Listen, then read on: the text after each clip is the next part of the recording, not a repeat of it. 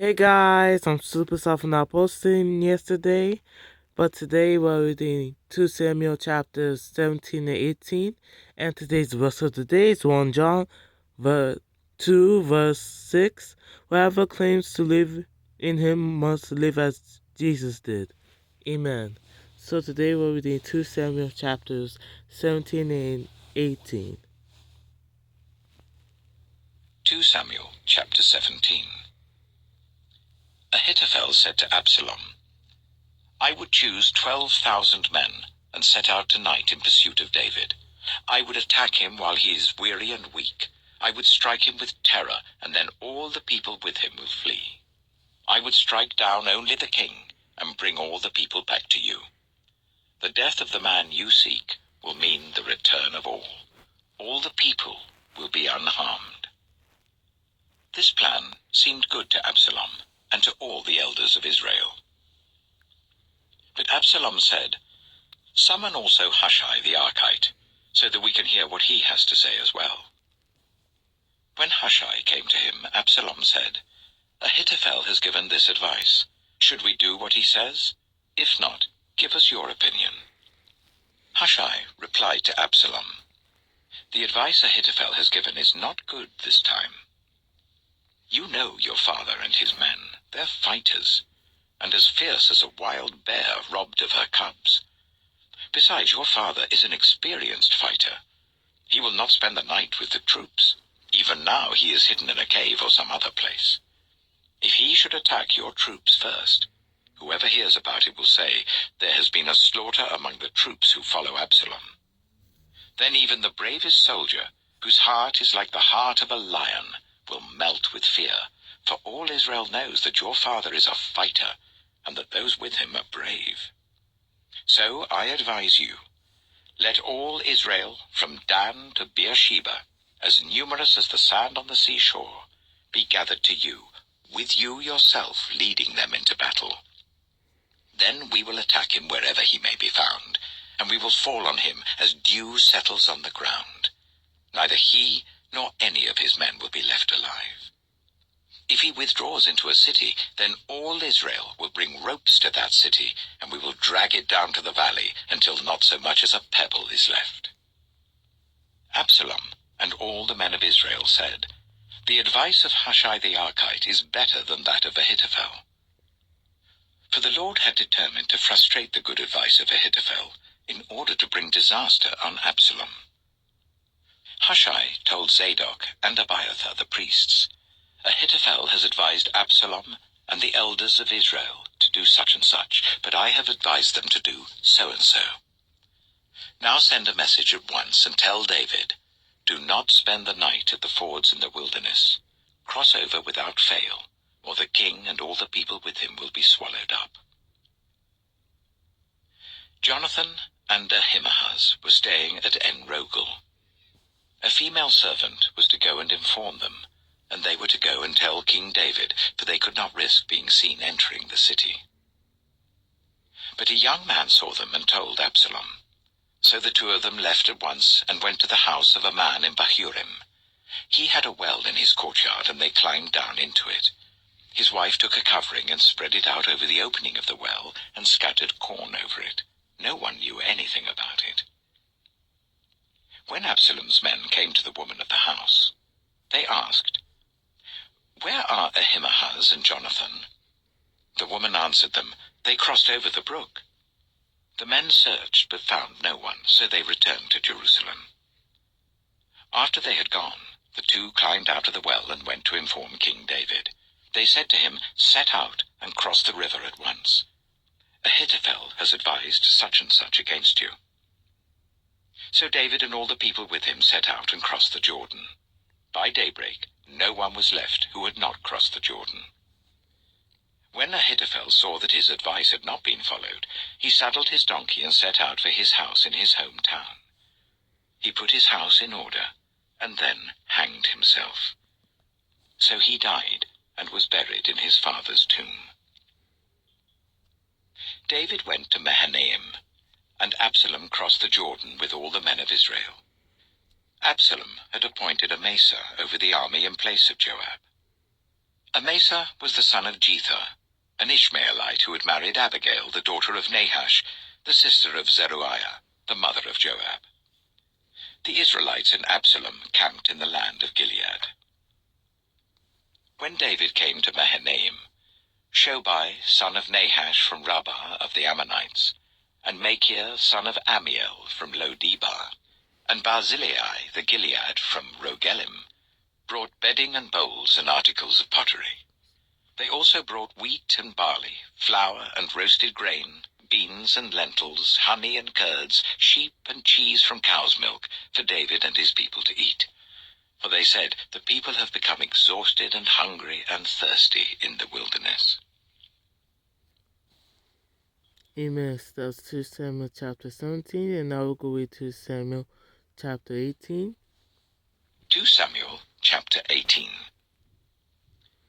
David mustered the men who were with him and appointed over them commanders of thousands and commanders of hundreds. David sent out his troops, a third under the command of Joab, a third under Joab's brother Abishai, son of Zeruiah, and a third under Ittai the Gittite. The king told the troops, "I myself will surely march out with you." But the men said, "You must not go out. If we are forced to flee, they won't care about us. Even if half of us die, they won't care. But you are worth 10,000 of us. It would be better now for you to give us support from the city." The king answered, "I will do whatever seems best to you."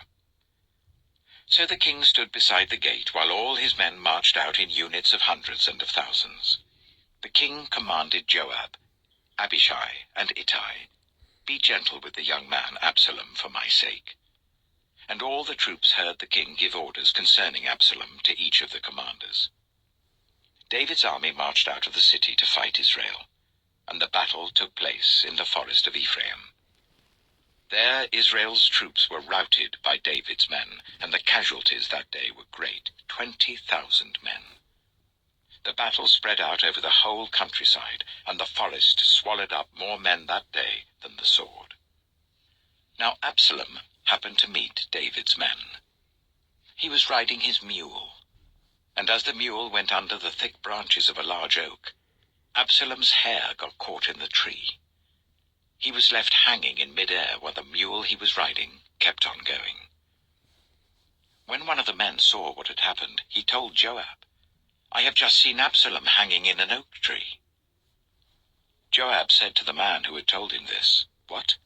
You saw him? Why didn't you strike him to the ground right there? Then I would have had to give you 10 shekels of silver and a warrior's belt."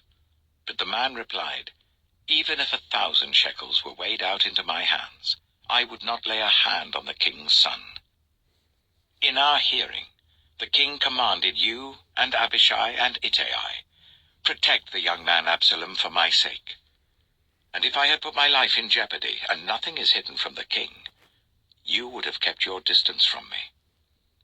Joab said, "I'm not going to wait like this for you." So he took 3 javelins in his hand and plunged them into Absalom's heart while Absalom was still alive in the oak tree. And 10 of Joab's armor-bearers surrounded Absalom, struck him, and killed him. Then Joab sounded the trumpet, and the troops stopped pursuing Israel, for Joab halted them. They took Absalom, threw him into a big pit in the forest, and piled up a large heap of rocks over him. Meanwhile, all the Israelites fled to their homes. During his lifetime, Absalom had taken a pillar and erected it in the king's valley as a monument to himself, for he thought, "I have no son to carry on the memory of my name." He named the pillar after himself, and it is called Absalom's monument to this day. Now Ahimaaz, son of Zadok, said, "Let me run and take the news to the king that the Lord has vindicated him by delivering him from the hand of his enemies." "You are not the one to take the news today," Joab told him. "You may take the news another time, but you must not do so today, because the king's son is dead." Then Joab said to the Cushite, "Go tell the king what you have seen." The Cushite bowed down before Joab and ran off. Ahimaaz, son of Zadok, again said to Joab, "Come what may, please let me run behind the Cushite." But Joab replied, "My son, why do you want to go? You don't have any news that will bring you a reward."